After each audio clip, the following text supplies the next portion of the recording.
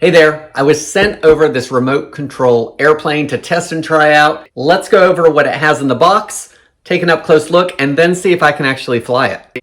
So here's the plane itself. It is a heavyweight foam material, and then it has, of course, the electronics to run it inside and the plastic pieces and metal and all of that.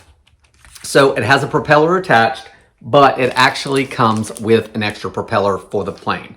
You're also going to get the landing gear that gets put on before you fly it. These are the RTF batteries that actually attach to the plane, and this is the power cord that charges those. And from the ground, you have the remote control, and it is AA battery operated, which are not provided with the plane itself. Those just go in the back here. Put your 4 AA batteries in there, and then this is powered up. It also has a detailed instruction manual on how to use and operate the plane, as well as how to do some of the tricks that it can do.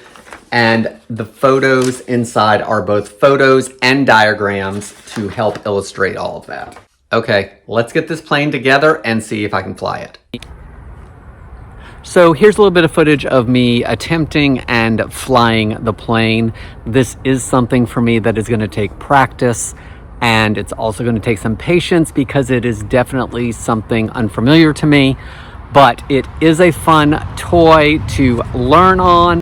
It has a quick and easy startup to it. It has 3 different flying modes, so if you're a beginner or an expert, you can change it as needed. It will do acrobats in the air. It's easy to charge up the transmitter.